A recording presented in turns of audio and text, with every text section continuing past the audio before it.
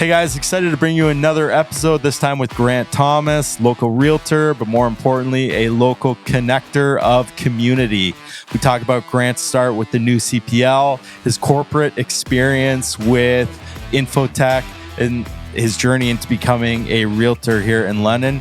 As well, we talk about how Grant started byronvillage.ca and his experience into looking into starting a local BIA. We're going to talk about this and a lot more. Here we go. Grant Thomas, thanks for coming on to the pod. We're super happy to have you on. Thanks for having me. Yeah, you're a local realtor. Obviously, now this isn't a real estate podcast. No. If people want real estate podcasts, they can probably find a million of those. But we're obviously going to talk about that. Mm-hmm. But what's interesting is that I found you through Community First. I think it was probably the Byron Facebook group or something like that. I didn't even know you're a realtor. And I'm like, we got to have this guy on. He's super connected through community. Obviously, that's important to you. Big time. And then I realized you're a realtor, and the rest is history. And I want to preface this conversation, and I want to be careful about how I preface it. But, between Alex and Scott and I, we probably know about 100 realtors in the city, right? So, we probably have our own realtor podcast, but we're we want to be very very intentional about who we have on, because this is a pod about growing business, about community, entrepreneurship, that sort of thing. And you're just someone we've really wanted to have on from the beginning because of your community connections, because of your experience that we'll get into with various roles and that in corporate and starting other companies and that sort of thing. But happy to have you on. It's a real honor. Thanks, man. Pleasure. I've been following the podcast since day one, and it was great to see you guys launch this thing in Byron. Cool space, right? Am I wrong? Yeah, this is pretty. It's pretty cool. I like this. Yeah. I like the fact that you're targeting entrepreneurs and really just trying to kind of open up an honest dialogue. It's not structured in a typical way. You're not asking the canned responses that everybody's, used to delivering, like a resume. Yeah. You're actually just trying to peel it back and learn about people. And I think it's pretty cool, man. Yeah. Thank you. Appreciate that for sure. I mean, I need notes. Scott doesn't, but, he brings the good stuff, and I just follow color commentary. I love it. Yeah, Let's go. But, why don't we start here and start a little bit about, your background. I know you had a DJ company. You were everything from a janitor to sales and corporate. Start us off on like who Grant Thomas was before becoming this, community realtor, this really, really connected guy in our city. Yeah. I grew up, born and raised in London, Ontario.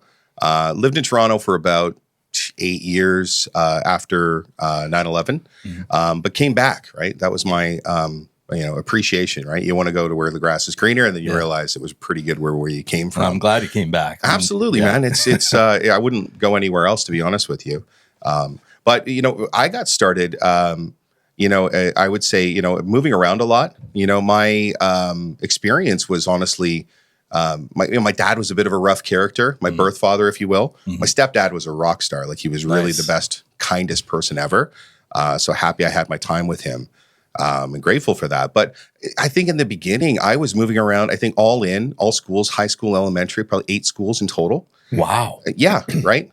Just for different reasons. One school closed down, turned into a French immersion. So I'm off to another one. And it just seemed to be my path to kind of always being the new kid in a given year. I'm new year and new student, or halfway through the year and hi everybody, and you got to be able to, I think in the beginning it's a lot to handle as a kid, but you learn to be able to read a room.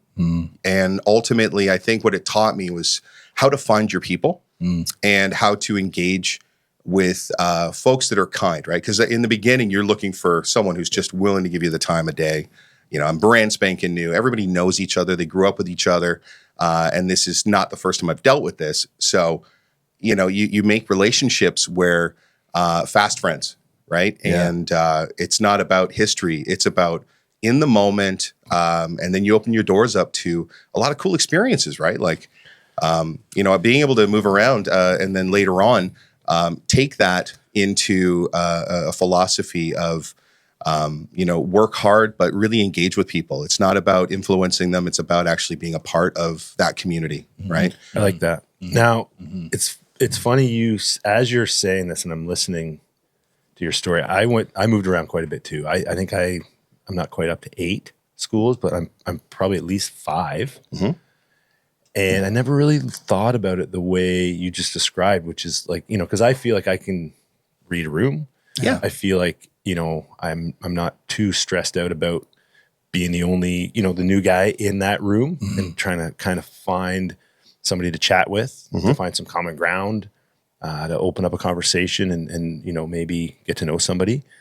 So, but it's interesting now that you say that, I'm like, okay, well, maybe there's something there where I was kind of in that same boat. These are skills you guys both developed, I guess, in terms of being the new guy. Let me ask both of you then, because Scott, I didn't know that about you, but this moving around, did it obviously giving you the skills of reading the room and making friends quickly and understanding, who's out to get you, who are the nice people, that sort of thing.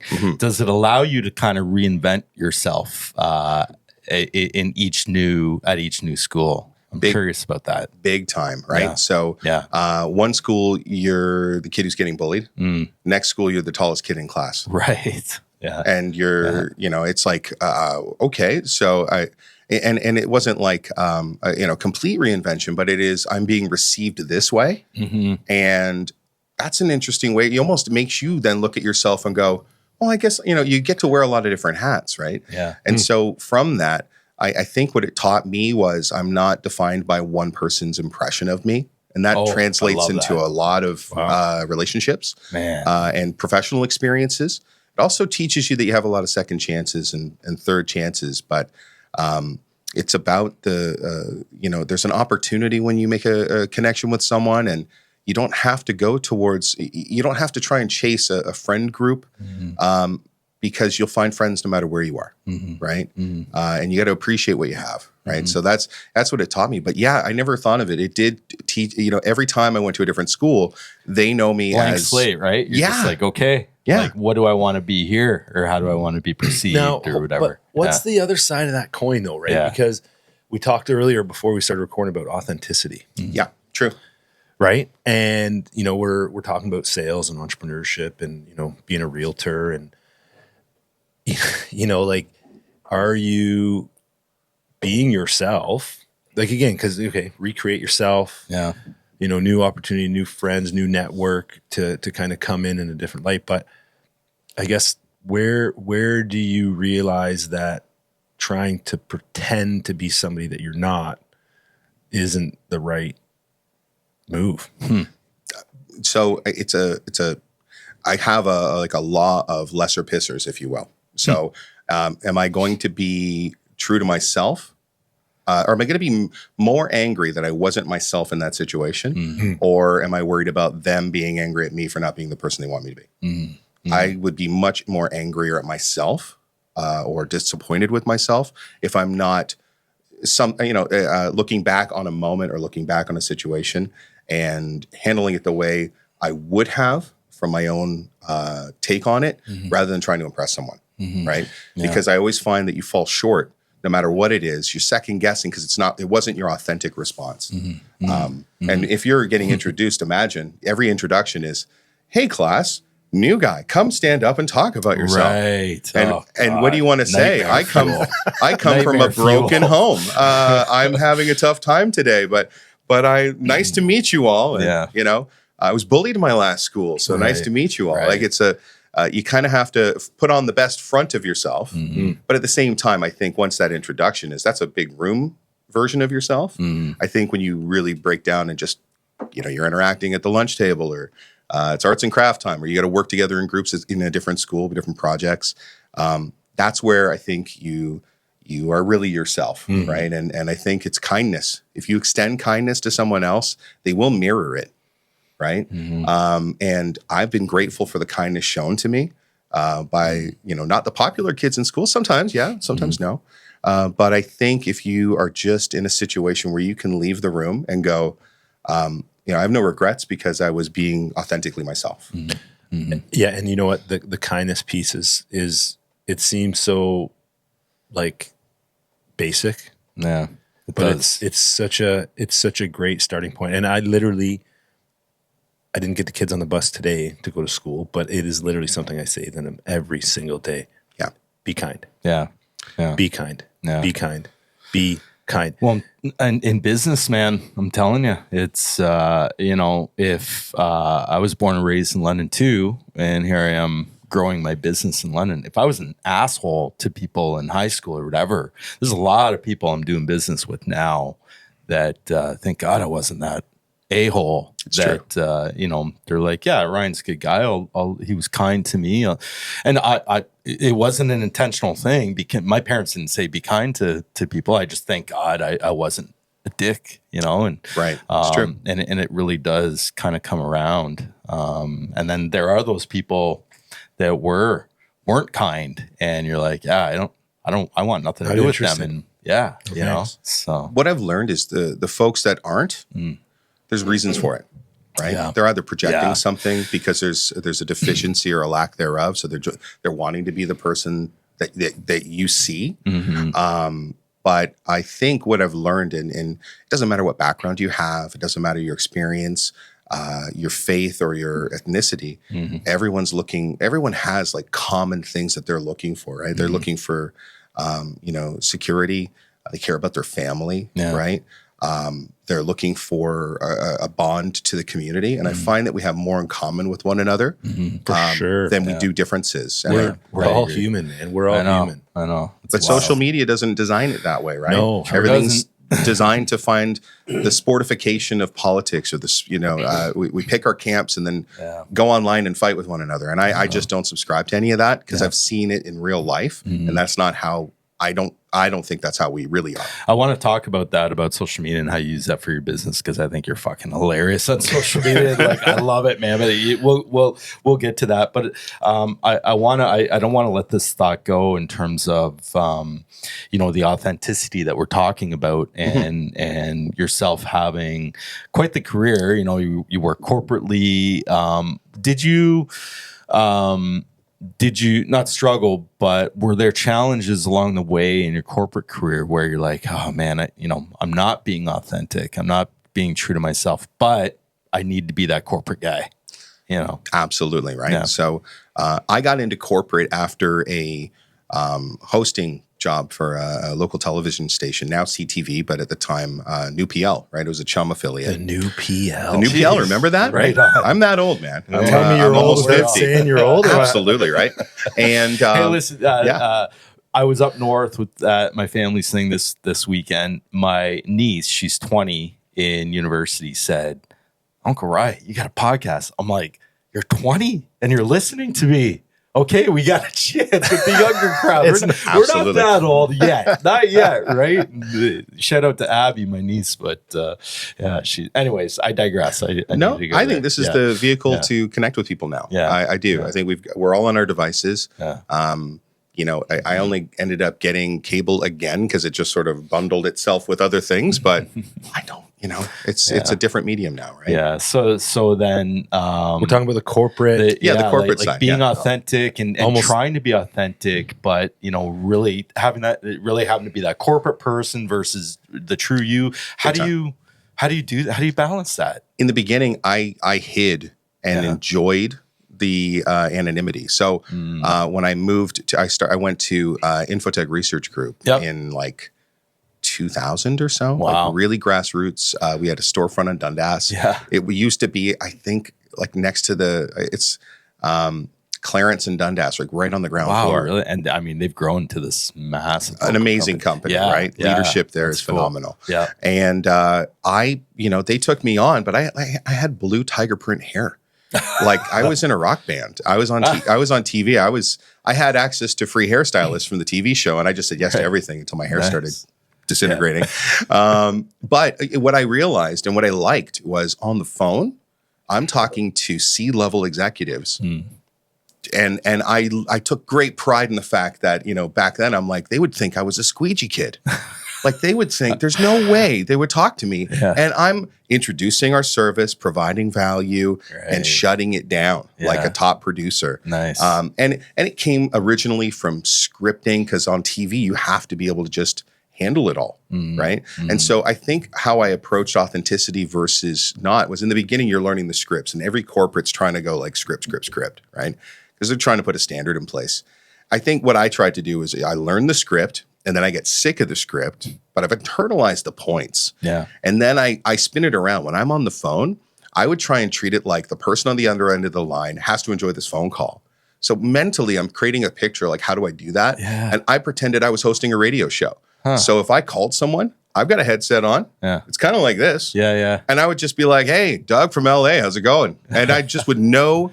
No dead zones, no quiet times. And I'd make that a funny conversation, right? I'd make it so that they didn't hate me. Doug from LA. Yeah. I'm going to use that. Yeah. Sally. Yeah, right? It's hilarious. Yeah. If you're in a good mood, you call California. If you're in a bad mood, you call New Jersey. These are your people. Yeah. They're already prickly. Let's just shoot the shit, man. But that's how I would do it. I would kind of find my way to take the corporate stuff. And then I was always the anti.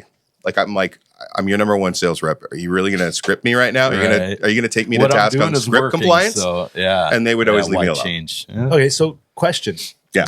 I mean, again, I've been there too 100 times. The script, and when you take that call, or you're like, like I'm waiting on a call, and it's like you're on Perth, or it's like some county or something like that, and I'm like, oh, this is somebody I need to talk to, and it's spam, right? Yeah. And you're like, but you hear, and it's instantly, a script, and you know right away. Oh my God, yeah. So there's value in the script, because I've been there. You're new. You got to learn the spiel. The key talking points. You got to try to engage them, build value to keep them on the call.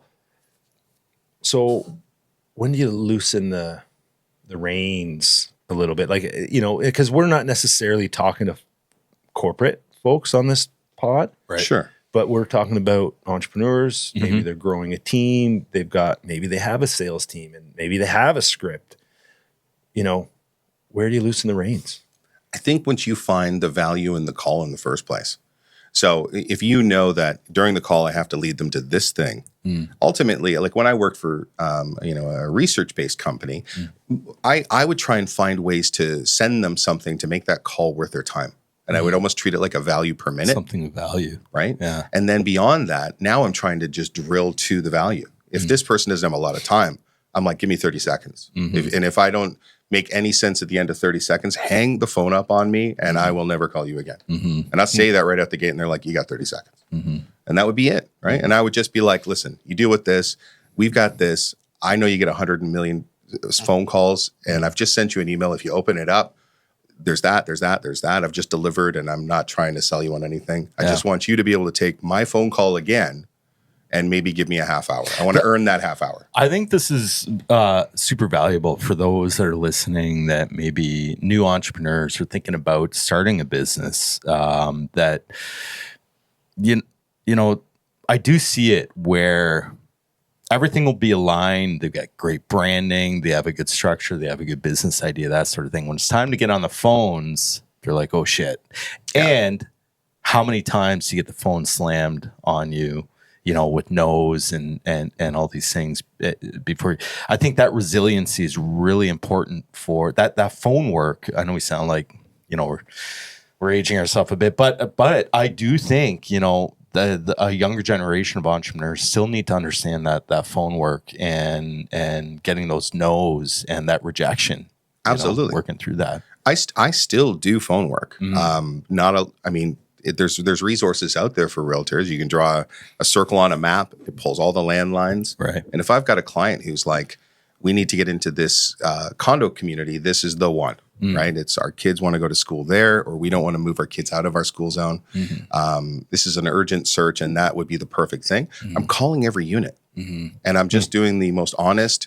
I've got 2 people that are really interested to move to the community. If you or a friend know of anyone in the community who's looking to sell, I'd love to have that conversation. Beyond that, I hope you have a great day, right? And that's it. And you're going to get people who are super sweet, and they're going to talk to you for a half hour, and God bless. And you're going to get people to hang up right away and go, never call me again, and you respect it. And that's all you can do, right? So I want to just kind of, and this has kind of been a recurring theme here on a few of our discussions on the show. It's this idea of how do we, it's not me, gimme. It's like you said, hey, how fast can I get to pitch the value prop, right? Yeah. Right. How do I get through the noise, the BS, the script, so to speak. And when your intention initially is to deliver value, I think it changes the entire landscape. Yeah. 100%. People's time is money. And if you're calling, I used to have a real issue transitioning from corporate, only calling businesses, B2B, to then getting into real estate. Like I was leery about getting into real estate. I got encouraged by my wife and then my family. But I just couldn't translate what I was doing because these people are at work and I can talk to them from that type of perspective. But I did not want to be like the guy at the deli counter going, hey, want to buy a watch? Like I just couldn't put my head around this like local version of soliciting. And until I broke out of that mindset and just said, what is it that people are looking for? Right? They don't want to be pitched. They don't actually want that thing I don't want to be. So don't be it. Right. And so just provide them with what they're looking for. Like enough information and research so that they're confident making the biggest decision of their life. Be available when they call. Don't just go to answer machine and be a human being about it. If they're going to make this decision in 3 years, don't be calling them every day. Right. Like that kind of thing. Like just respect the process. How, take us through that then. How did you get into real estate? Because, real estate, man, it's a grind. Like if you're fully committed to it, as a career, as you are, how did you have this entrepreneurial mindset or was it like, take us through that journey? The real estate for me was, the way it was framed was, you should start working for yourself. Okay. I was doing the corporate thing, but hitting a glass ceiling. And God bless, these are bigger companies than me, but I go in there with all my energy and I pour my heart and soul in it. And I work at companies that were, letting me in on the development. So innovation councils and real development teams. Because I'm selling it. So I'll talk to them about how to make it better. And I was super into it. But you're still confined by the processes and systems that they've created, and obviously. The corporate piece, you can, look at a corporate org and they've got all kinds of awards and so many times, it just trickles down to being a number. Yeah. And you hear about,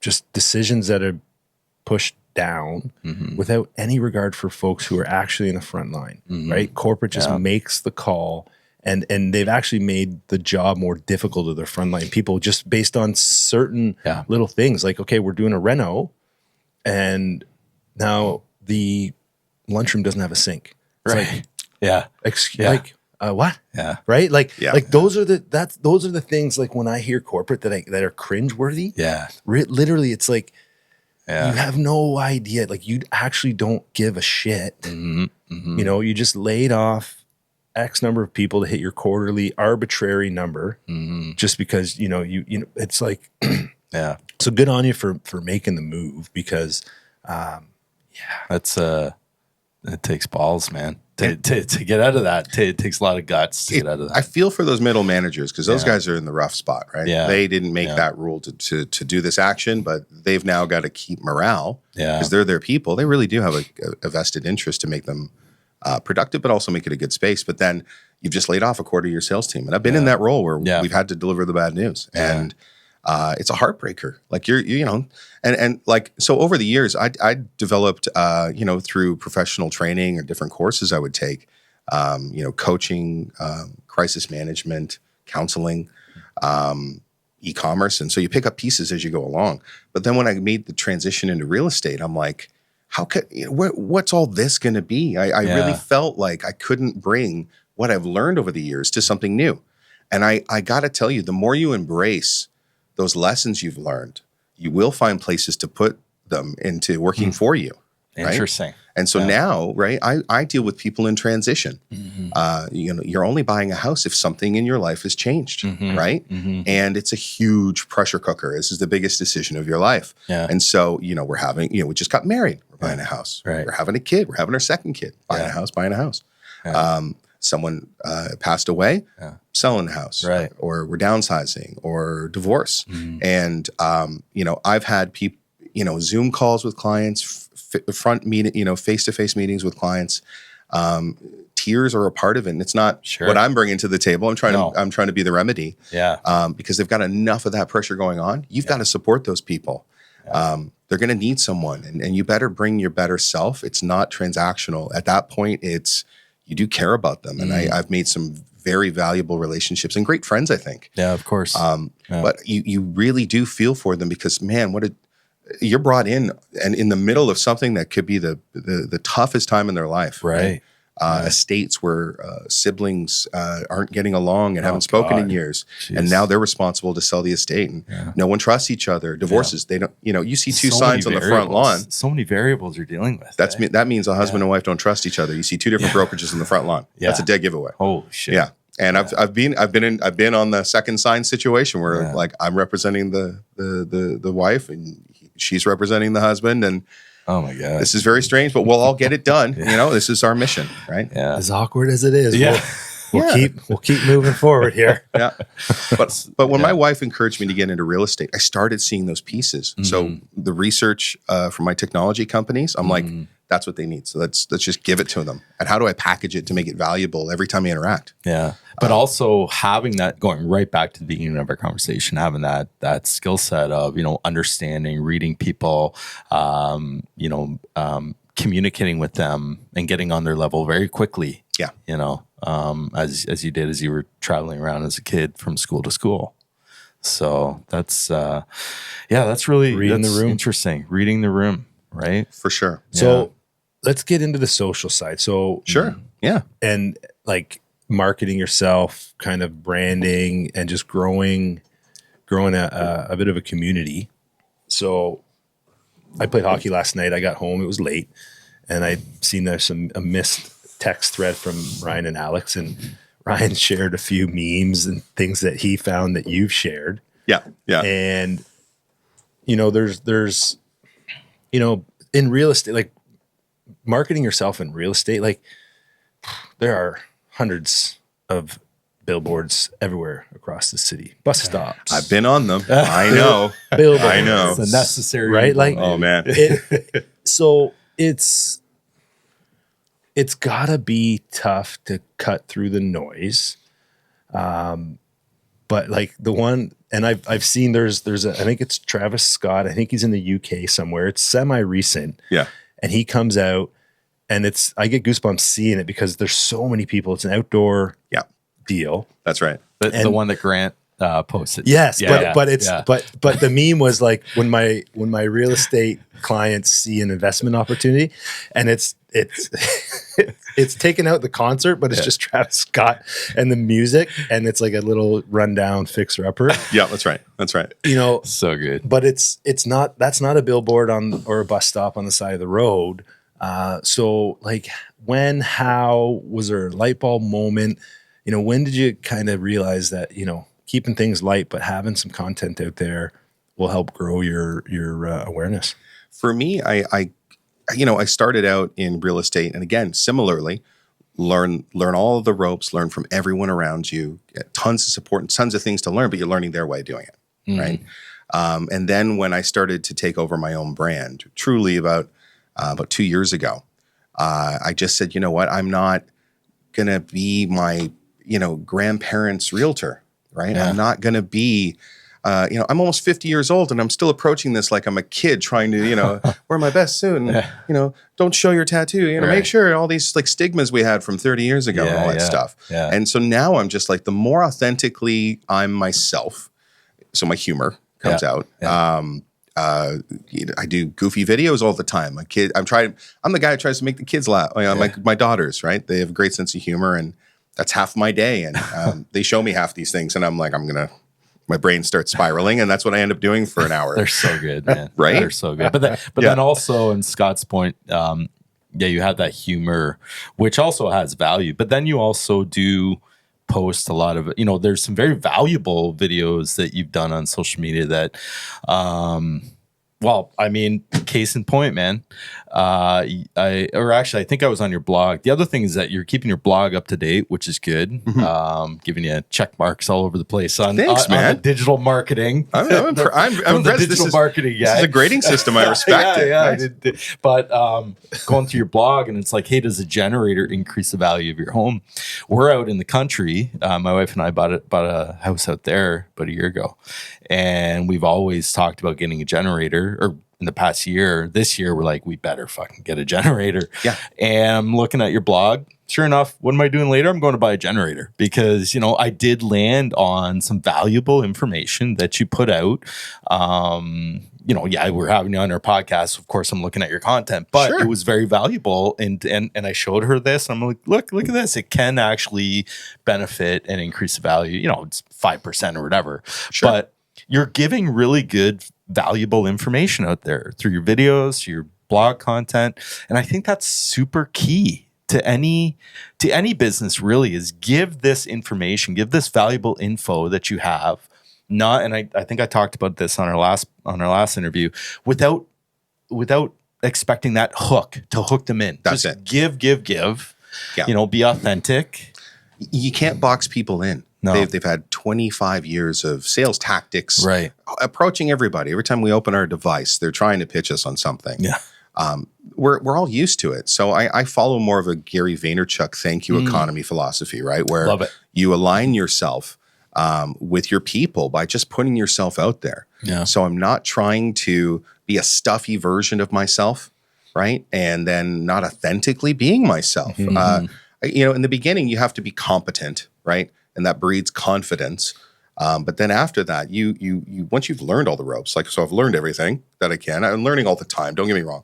Every transaction is a new experience. And I've got great people supporting me when I need help. Yeah. But once you get to the part of just engagement, we're comparing ties, right? We're comparing suits. Mm-hmm. I don't want to just be graded on that little moment where I'm not truly putting myself out there. So now what I get is I get people who are like, hey, Grant, we want to work with you. Come on out.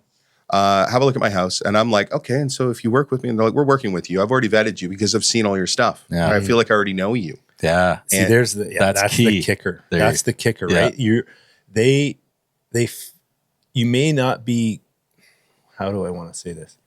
You may not be super well known to the masses, but people know you well. Mm-hmm. Mm-hmm. They learn to know actually know me. They know you well, right? Yeah. And if you have enough content and material out there, and you've been putting it out there with the best of intentions and the value first approach, now when you engage with that prospect, they're literally already a client and you don't even have to sell yourself anymore. And I think really key to just kind of take away is if you're in this game and you're trying to grow the biz and raise awareness, there's always a hotter fire somewhere.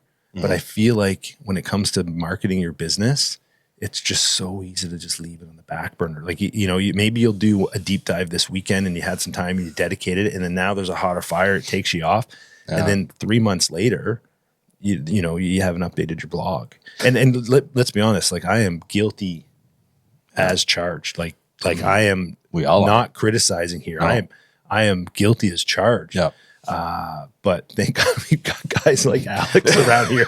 The man with the camera. Yeah. Hey, bud. If it was up to me to get our socials and our stuff online, like it wouldn't happen. No, me too. I mean, we have other things going on, right? So you do need that support, that team around you that can. But you're really doing this shit on your own.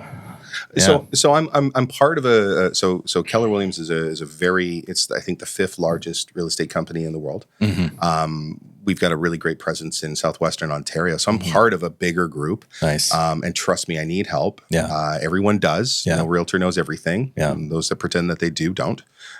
So I'm really lucky to be in league with some people that have been at it for 30 years and some cases 40 years. And so they can navigate the ins and outs to some new situations that, again, you will encounter. But yeah, I work in a group of, we kind of call ourselves internally the wolf pack. So we're individual contributors, but we collectively work together. Me and two other realtors, and we support one another, right? So if I've got too many open houses or vice versa, we can't be in all places at once, so we share. And then there's a lot of newer realtors that are coming into the group that are just looking for opportunities. So you let them work your open house. I'll do all the promoting, I'll do all the branding and videos. But if I've got 4 on the go in a weekend, I can't be at them all. So it's really great to have that collaborative thing, but I'm not their boss. Right, I'm not responsible for their paperwork and micromanaging them. So it's a little freeing from that standpoint. They're very much their own entrepreneur. So how much time do you spend though on the self-marketing, the digital presence, the blogs, the social media? Because it sounds like you're still kind of executing that on your own. You haven't farmed out. A guy like Ryan and his team at Momentum. He doesn't need. And this isn't a sales pitch, by the way. But so are you conscious of how much time you're spending there and saying, okay, I've got to spend this much time this week, and just kind of continuously doing it whether you don't want to do it, because that's the other side of the coin, right? Is some of the shit like you got to do, and you don't want to do it, but you do it anyway. You have to, but you have to like what you're doing. I really believe that, right? So. I carve out times where I spend it like I'm, until my daughters were old enough to walk themselves to school or the bus stop. And I was doing ponytails, I'm making lunches, I'm that guy. And then I'm there when they come home. I carve out those times for myself. Beyond that, I love what I do. So any client, it's, and I've got ADHD and I'll admit it. So if I'm in the middle of something, that phone rings, I'm picking it up right away. Text, immediate response. Right? And my clients expect that from me, and I love delivering that because they know they've always got. I just think about how it would feel if you left a message and didn't get something for an hour and a half. So I'm really big on responsiveness. But going beyond that, I carve out these little pockets and I try and stack videos. So if I'm on camera, that's smart. I literally am just got like 10 bullet points, right, that I'm going to cover, and those are 10 videos. And then what I do is I batch them. I might change the shirt so it looks like a different day. Those little tricks. But then you schedule them. All right, I use software to schedule them and post them so that I'm not I try and automate the things that aren't too important, right? Because I shouldn't be there like, now I will put it on 5 platforms today. Right. Yeah. Once done, and it's scheduled. It's great. So this tool, you schedule it and it'll blast it to multiple platforms in the same shot. Totally. Suite and I use Metricool. I think it's a value more valuable. So many out there. For sure. So we've talked about it before when you're starting a biz and you don't have the budget to hire an agency. Right. So, some of you is out there may not really realize that there are actually some tools that are relatively economic. Big time. Right. You don't have to break the bank, but it can add some automation to your game without dumping a boat. Well, even as a marketing agency, myself with 15 people working for me, we still use these tools. Well, yeah, you would have to. We have to. So, I mean, to your point, Scott, most people starting a business don't have a marketing budget, so they've got to do it on their own. They got to figure it out. There's tons of tools. I mean, if anyone's listening to this and they're thinking, "Shit, I don't have a marketing budget." You don't really need a marketing budget right off the bat. What you need is to commit and stay the course. And use these tools that are available to anybody. But you got to grind it out. You got to batch content. I love how you say that, Grant, because I think that's really valuable too. It's like, well, am I going to get up every morning and do a 10-minute video? And no, you batch, take a day, batch content. Now you have content for a month. I think it's easy for me to sit here and say that, but I think, if you really commit to that, that's a really good practice for any business owner to get into. And then I think the key is to have that value first mindset as you're creating that content, right? Yeah.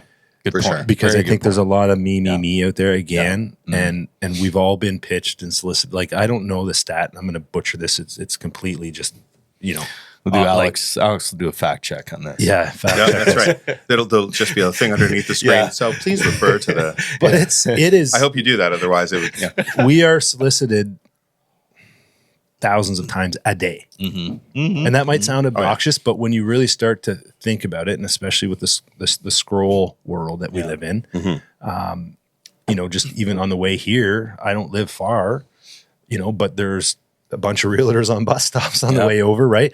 Like so we have been conditioned to just be like block and like move, right? Block and move. Get away from the ads. So yeah. If you're not thinking value first, I think you're screaming into an abyss, and you know, you're just noise. Yeah. I also try to let them in behind the curtain a little bit, right? Mm-hmm. So truly, if I have a listing, and so this is where I gotta tread lightly because I'm talking about the industry at large. Yeah. But no, it's good. It's good. Some people view as a salesperson that the sale is getting the seller to sign the contract. That's the sale. You're selling the seller on you. These houses will sell themselves. I'm just going to throw a sign on the front lawn, and you know, eventually they'll you know, it'll all figure itself out. That's one mindset, right? Yeah. And that's not necessarily how I approach things. I like to, you know, show them what I'm going to deliver every 2 weeks as a report on our marketing. What I do is I have a separate landing page for their listing, and I use all the tools and resources that you guys have available, right? So it's Google and YouTube partnered up, and Facebook and Instagram partnered up.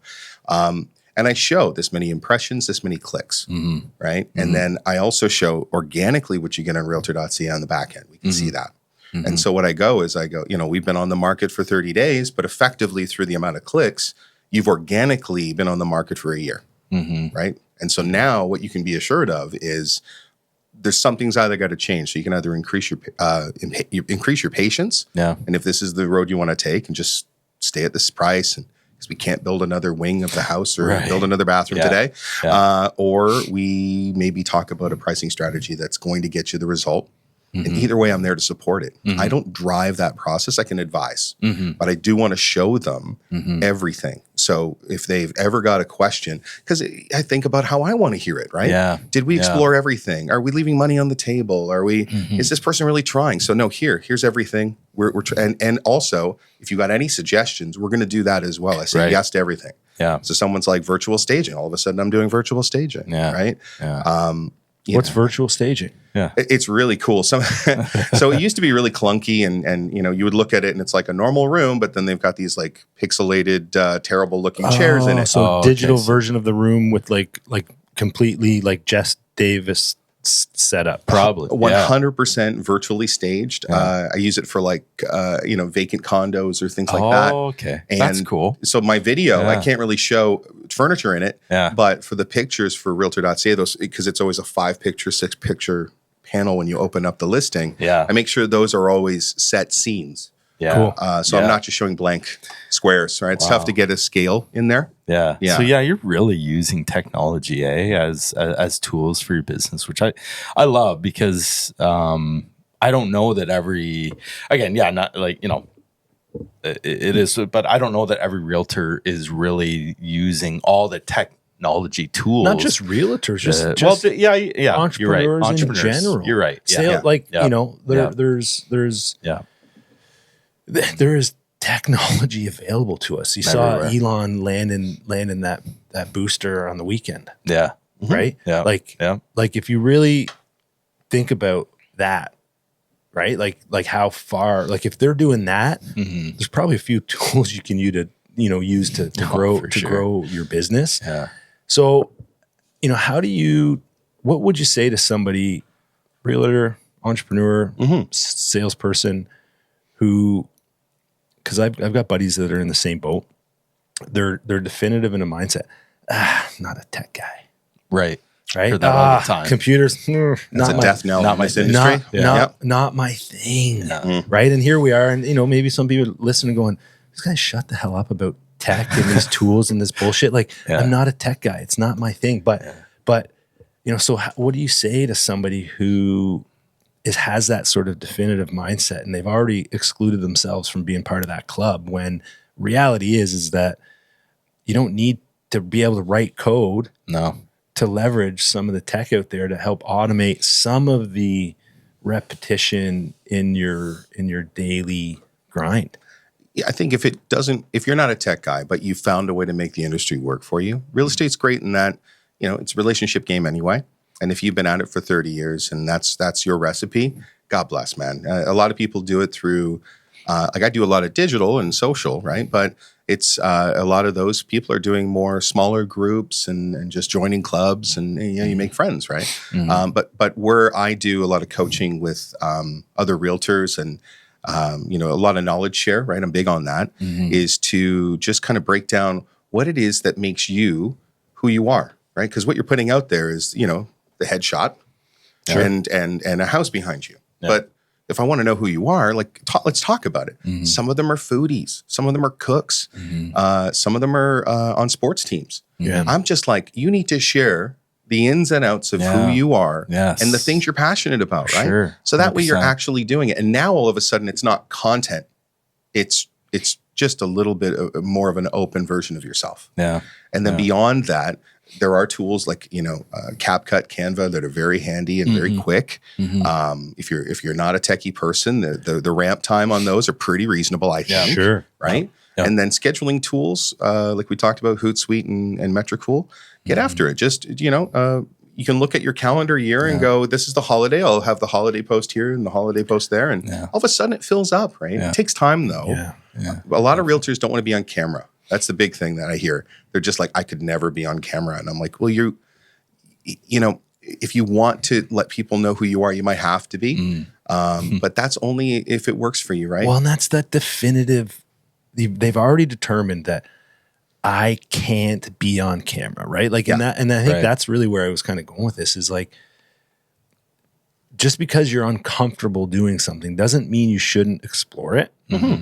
And, the greatest opportunities are on the other side of that resistance, I think. Yeah, I agree. Absolutely. Right? Putting yourself in being comfortable in uncomfortable situations. So cliche, but like I've learned that myself, doing this pod, like all kinds of stuff. This experience alone, you can speak exactly to it, right? Absolutely. You probably, as your first few videos were, you probably cringe to you, right? Because you've learned and fixed it, and our very you've first trimmed a few things for sure. Yeah. Right? Yeah. Not great. Better. Not that. I mean, we still got a lot. What are we? This episode 7. Yeah. We're veterans now. We still yes. Yeah, we got it all figured out. That's right. That's right. Where are the hot wings, by the way? I thought it was hot wings. Oh, hot wings. False advertising. I can't handle that myself. Bait and switch. Jesus. But I honestly got my start, again, if I just go back to it, would I ever want to watch my old interviews on New PL? I had blue tiger print hair, for God's sakes. I was wearing like goth t-shirts and interviewing the Tea Party or Sloan. And I'm like, holy the bands were cool. Alex, I was not cool. I would never want my kids to see it. I know we're not quite to that spot on the pod where we're like embedding like YouTube into can we find a picture of the tiger blueprint? Get after it, because trust me, I've tried to expunge the internet myself. Once you're on there, you're on there forever. I can't wait to see I'll pay. Oh, great. Alex is like, I got this. I'm on it. Damn it. Man, I'm looking at time already. I can't believe this is just flying by. And I know, Grant, we got to let you go. All good, man. All good. But it's been a pleasure. There is a very specific question I wanted to ask you, and I know this isn't a real estate podcast, but I think this has been awesome. Especially even just talking about your background and that. I feel like we haven't even really gotten into it. I know it's hard. Part 2 coming soon. Well, maybe we'll have to do a lot of part 2ers. Yeah, we'll keep it going. Let's get after it. Yeah. Nice. But okay, so this is a question that I have. The listings for you, I notice you are very authentic with each listing. You have certain specifics to the property and that sort of thing. I think that's great.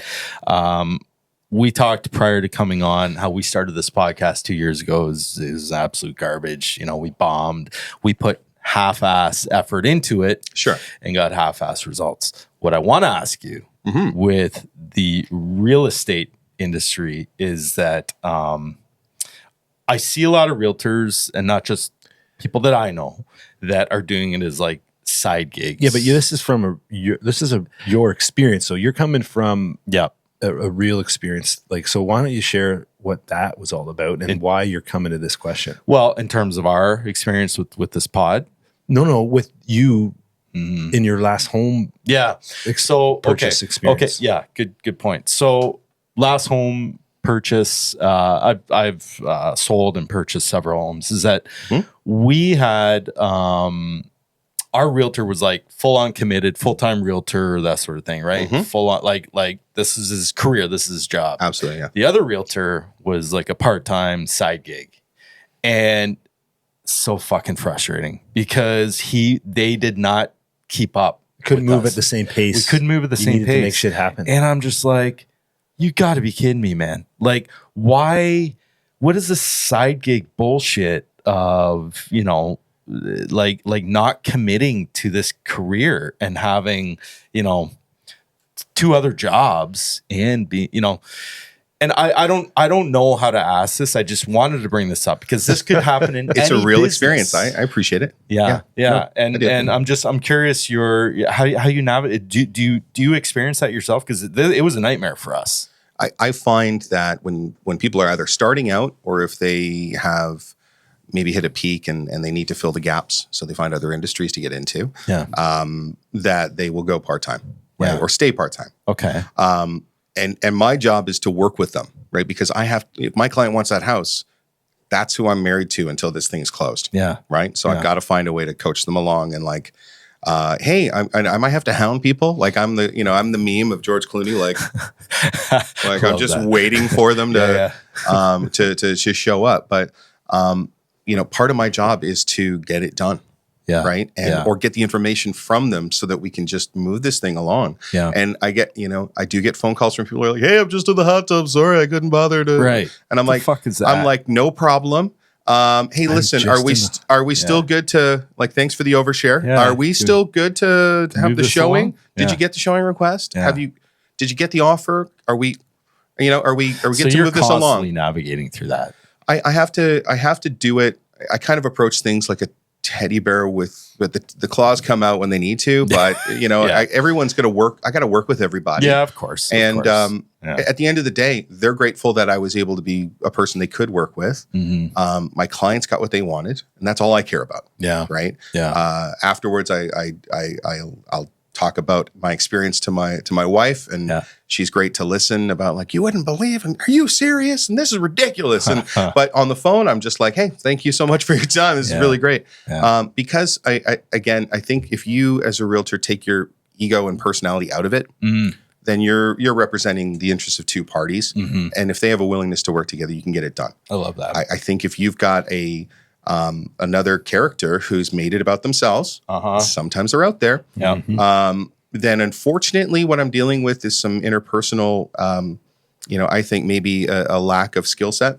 And I still have to navigate with that person. I have to almost treat that other realtor as if they are, in essence, a problematic client. Yeah. Because I have to work with you to get this done. Yeah. And I refuse to lose if that's what my client wants. Or mentor them if they need help. Of course. And you could offer that experience as an experienced realtor to, I guess that's the be kind part.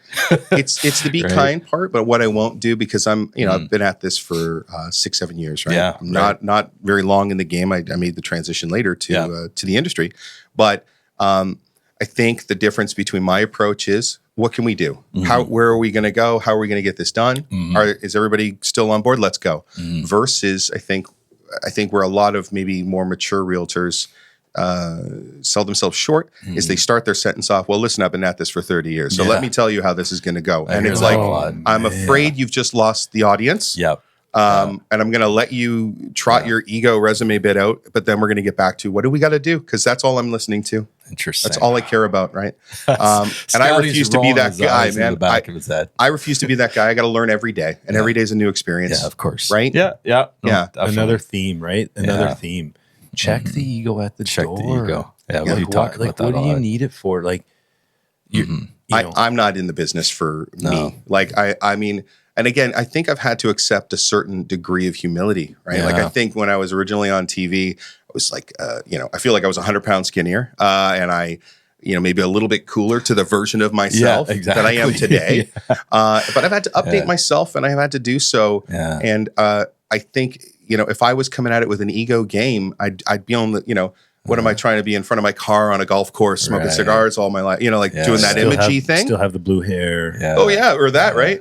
So for me, honestly, I'm humble. I didn't come from money. Yeah. My grandfather taught me that if you do the work other people aren't willing to do, you'll be opening yourself up to the opportunities they don't have coming to them. Yeah. And I've held that with me ever since day one. And so I kind of take a blue collar approach to what I do, which is just all hands on deck. Yep. And if I can build a community through social or, on weekends, my band does, we do dad rock covers and we're just having fun. We're not trying to be stars, That's awesome. right? Just goofing around, having a good time. Cool. We'll call it Crash Carter. We'll see you at the club later. Nice. Right? There it is. A little plug. There it is. One final thing for me. Let's go.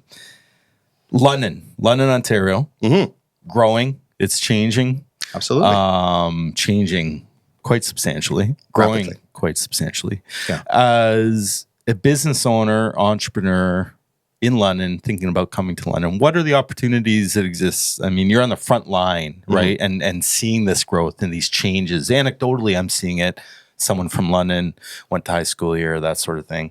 But a business owner here in the city, I think it's a great city to own a business and to do business. But what are your thoughts on how our city is changing and growing? And is it providing new opportunities for new business owners, or what are your thoughts? It is. I think, so we're the fastest growing city in the province. At least we have been since 2017. Okay.